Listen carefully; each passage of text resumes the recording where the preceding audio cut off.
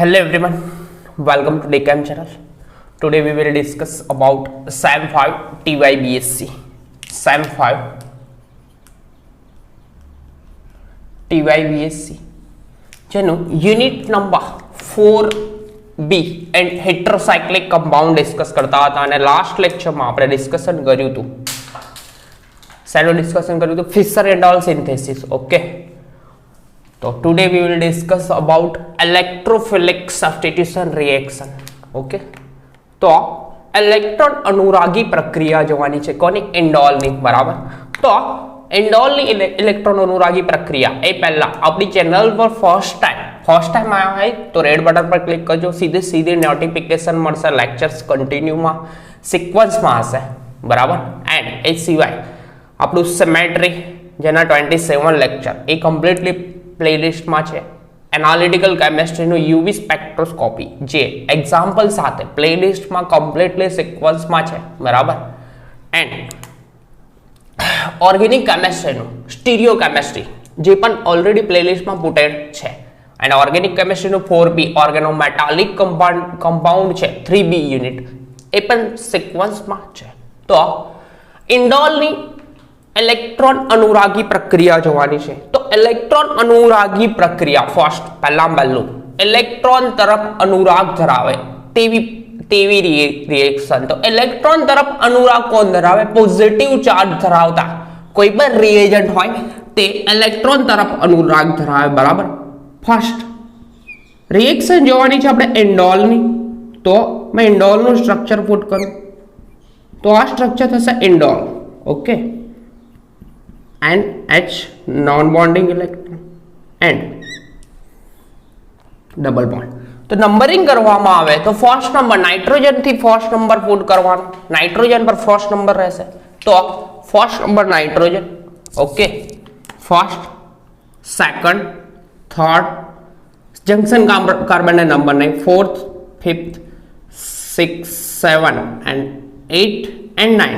Okay, तो જ્યારે પણ ઇલેક્ટ્રોન તરફ અનુરાગ ધરાવે ઇલેક્ટ્રોન અનુરાગી પ્રક્રિયા जनरली નાઇટ્રોનિયમ આયન નાઇટ્રેશન કરવામાં આવે તો NO2+ સલ્ફોનેશન કરવામાં આવે તો SO3+.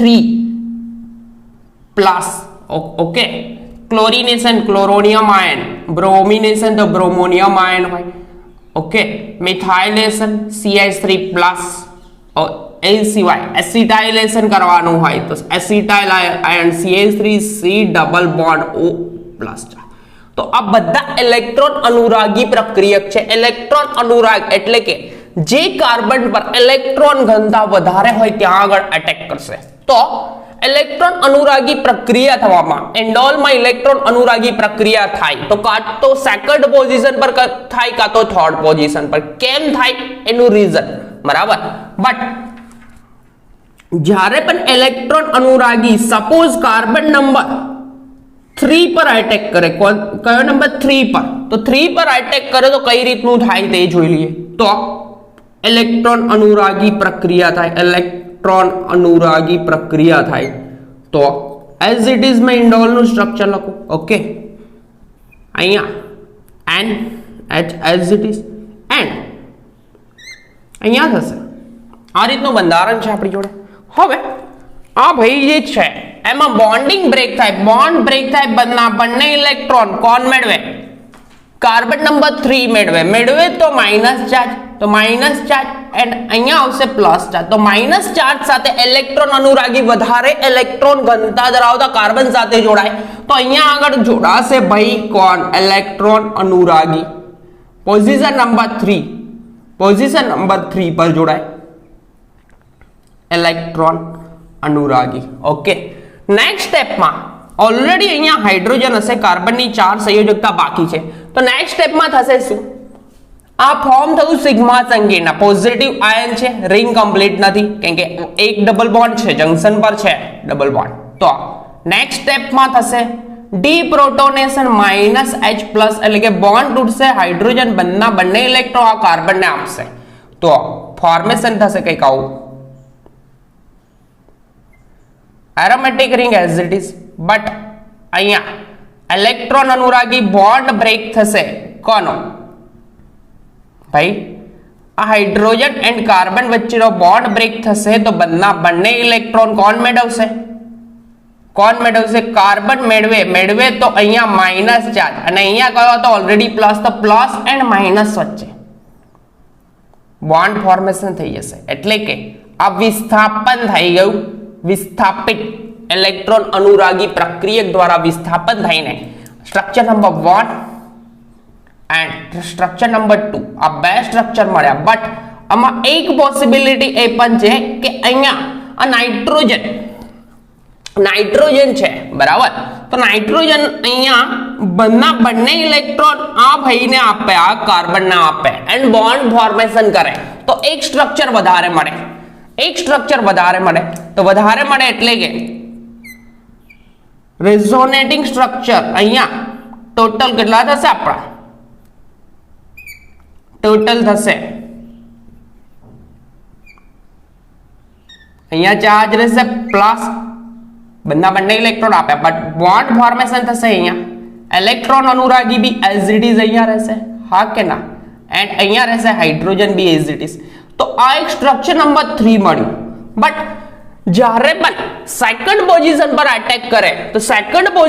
અટેક કરે તો આ રીતનું ઓક્ટેટ નાઇટ્રોજન ઓક્ટેટ પૂરું કરે એવી કંઈક બંધારણ મળતું નથી. એટલે કે અહીંયા આગળ ટોટલ 3 રેઝોનેટિંગ સ્ટ્રક્ચર, જેટલા રેઝોનેટિંગ સ્ટ્રક્ચર વધારે એટલું ઇલેક્ટ્રોન અનુરાગી રિએક્શન થવા માટે પ્રેફરેબલ થશે. કેમ કે સ્ટેબલ વધારે થશે. તો આ ત્રીજી પોઝિશન, થર્ડ પોઝિશન, કઈ પોઝિશન પર, થર્ડ પોઝિશન પર આ રિએક્શન વધારે ફેવરેબલ હશે કેમ કે 3 સ્ટ્રક્ચર મળે.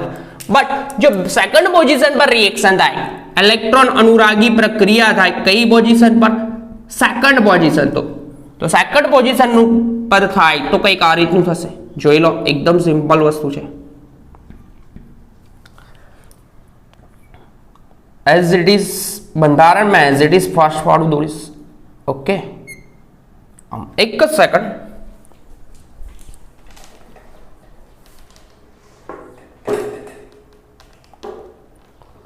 ઓકે તો બંધારણ એઝ ઇટ ઇઝ રહેશે. તો બોન્ડ બ્રેક થાય તો આપણે એટેક કરવાનો છે સેકન્ડ પોઝિશન પર. ઇલેક્ટ્રોન અનુરાગી કઈ પોઝિશન પર, સેકન્ડ પોઝિશન પર એટેક કરે બરાબર.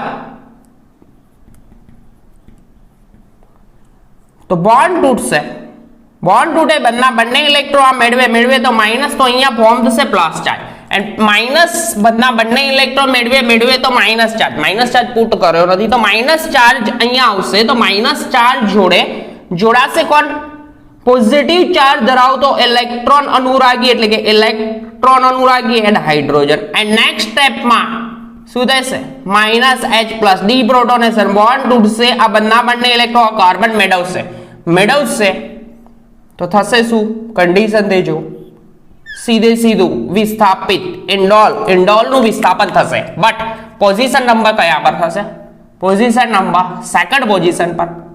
અહીંયા NH as it is and અહીંયા ઇલેક્ટ્રોન અનુરાગી, આ બોન્ડ તૂટશે, બંને ઇલેક્ટ્રોન કાર્બન મેળવે તો માઇનસ, હાઇડ્રોજન પ્લસ છૂટો પડશે તો મેળવે માઇનસ, અને અહીંયા પ્લસ ચાર્જ તો પ્લસ એન્ડ માઇનસ વચ્ચે બોન્ડ ફોર્મેશન થશે. હવે અહીંયા ઓબ્ઝર્વ કરવામાં આવે તો સેકન્ડ પોઝિશન પર ઓનલી 2 ઇન્ડોલના 2 સંસ્પંદન બંધારણ મળે. બટ પોઝિશન નંબર 3 કેમ કે અહીંયા પ્લસ ચાર્જ દૂર છે તો આ નોન બોન્ડિંગ ઇલેક્ટ્રોન ત્યાં આગળ તો આપી શકે નહીં, તો આ રીતનું એક બંધારણ નહીં મળે. તો ઓલવેઝ ઇલેક્ટ્રોન અનુરાગી પ્રક્રિયા ઇન્ડોલમાં ઇલેક્ટ્રોન અનુરાગી પ્રક્રિયા પોઝિશન નંબર 3 પર થશે. કાં તો નાઇટ્રેશન કરાવો, કાં તો ક્લોરિનેશન, બ્રોમિનેશન, એસિટાઇલેશન યા મિથાઇલેશન, કોઈ પણ રિએક્શન કરવામાં આવે તો ઇન્ડોલની ઇલેક્ટ્રોન અનુરાગી પ્રક્રિયા પોઝિશન નંબર 3 પર પ્રેફરેબલ થશે બરાબર. તો કઈ રીતના રિએક્શન થાય છે તે જોઈશું. એકદમ સિમ્પલ છે, ઇન્ડોલના નંબરિંગ કરી લેશો, સેકન્ડ પર રિએક્શન કરશું તો અહીંયા સંસ્પંદન બંધારણ ટોટલ કેટલા મળે છે, 2 જ મળે છે. બટ ત્રીજી પોઝિશન પર રિએક્શન કરવામાં તો સંસ્પંદન બંધારણ કેવા મળે છે, વધારે. તો આ ભાઈ થશે સ્ટેબલ. વધારે સ્ટેબલ, વધારે સ્થાયી, જ્યારે પણ વધારે સ્થાયી થાય બંધારણ તો એ રિએક્શન પ્રિફરેબલ કોના પર થાય? પોઝિશન નંબર 3 પર થશે. તો આપણે જુદી જુદી રિએક્શન જોઈશું નાઇટ્રેશન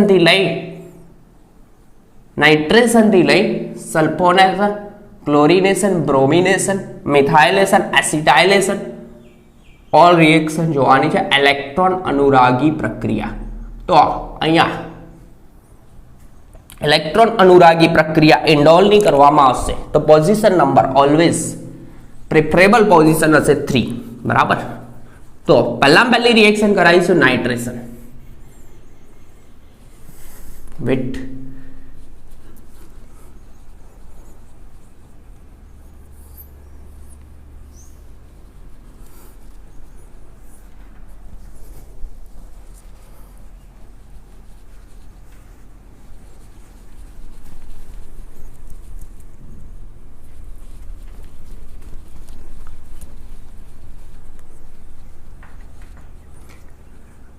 સેમ 5 TYBSC ના ઓલરેડી લેક્ચર પુટેડ છે એન્ડ મેક્સિમમ લેક્ચર શેર કરજો.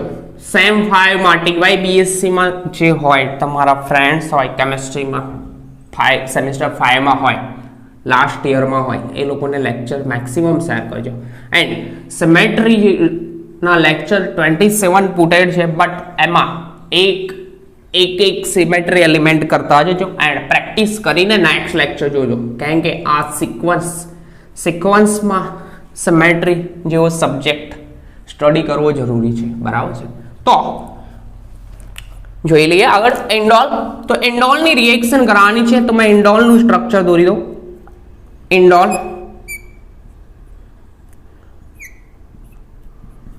બરાબર NH ઇન્ડોલ. તો ઇન્ડોલની રિએક્શન કરવાની છે. પહેલી રિએક્શન ટોટલ રિએક્શન તો બહુ બધી છે આપણી જોડે. પહેલી રિએક્શન કરવાની છે નાઇટ્રેશન. ઓકે, નાઇટ્રેશન રિએક્શન થાય તો concentrated H2SO4 and concentrated HNO3 લેવામાં આવે and concentrated H2SO4 and concentrated HNO3 જ્યારે પણ લઈએ તો nitronium NO2 plus ion electron અનુરાગી ફોર્મ થાય. કઈ રીતના ફોર્મ થાય તો સેકન્ડ યર BXC ના લેક્ચર ઓલરેડી પ્લેલિસ્ટમાં પુટેડ છે. SYBSC ઇલેક્ટ્રોન અનુરાગી પ્રક્રિયા ચેપ્ટરનું નામ જ છે. તો એમાં નાઇટ્રેશન દરમિયાન NO2 કેમનું ફોર્મ થાય એ પણ ઓલરેડી પુટેડ છે. તો જોવું હોય તો જોઈ લો. સલ્ફ્યુરિક એસિડ એન્ડ એમાંથી ફોર્મ થશે NO2 નાઇટ્રોનિયમ આયન. કઈ રીતના ફોર્મ થાય એ લેક્ચરમાં ઓલરેડી પુટેડ છે તો ત્યાં જોઈ લેજો. બટ અહીંયા પોઝિશન નંબર 3 પર ભાઈનું એડિશન થશે.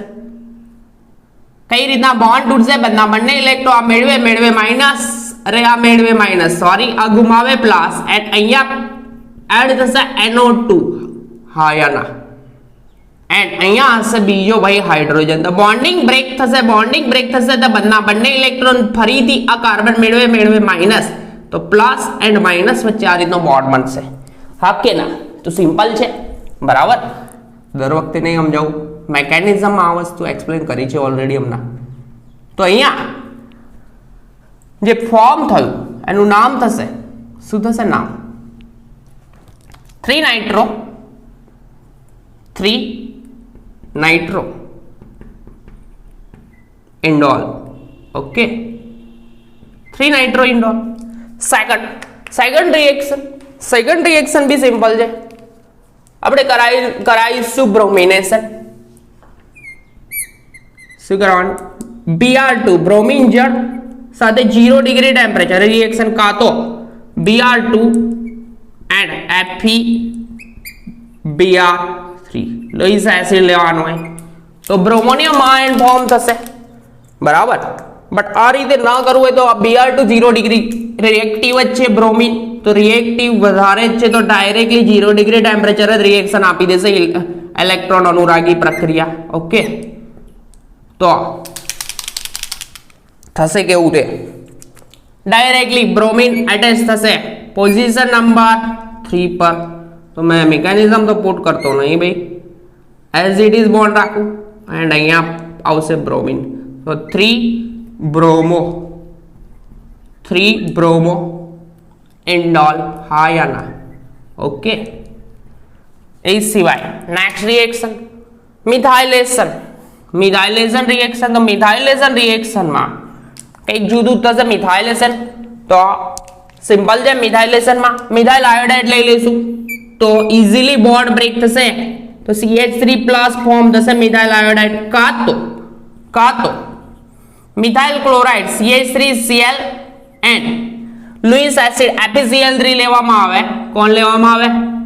FeCl3, बराबर। फिडल-क्राफ्ट रिएक्शन कहेवाय ने ते, फिडल-क्राफ्ट अल्काइलेशन रिएक्शन, तो ए पण इलेक्ट्रॉन अनुरागी प्रक्रिया छे, तो as it is structure indole नो तो एज इट इज ज रहेशे, बट पोजीशन नंबर कई पोजीशन पर रिएक्शन थशे? पोजीशन नंबर 3 पर रिएक्शन थशे, हाँ या ना? तो अहींया कोण लागशे? मिथाइल, तो 3 मिथाइल इंडोल, ओके, हाँ या ना? 3 मिथाइल इंडोल, तो टोटल रिएक्शन था 3 रिएक्शन हजी बाकी छे, तो कोई पण रिएक्शन थाय, क्लोरिनेशन थाय, ब्रोमिनेशन थाय, मिथाइलेशन थाय, एसाइलेशन रिएक्शन बाकी छे, CH3COCl, ओके, CH3COCl, तो एसाइल ग्रुप अटैच थशे, ओके, तो तीजी पोजीशन पर अटैक थशे, खाली एक रिएक्शन छे जेनी पोजीशन बदलाय छे, रब करी दो 3 रिएक्शन पती। ए सिवाय नेक्स्ट एसाइलेशन रिएक्शन, तो एसाइलेशन रिएक्शन ज्यारे थाय, वेट,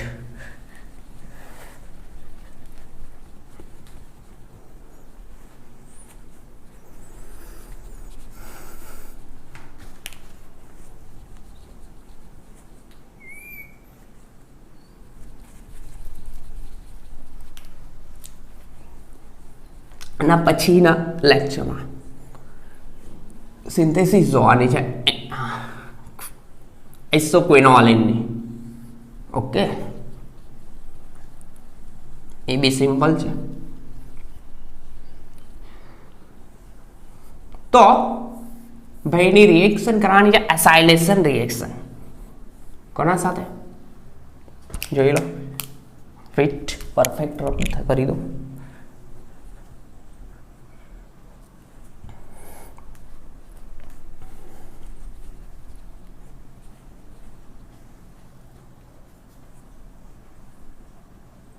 ओके,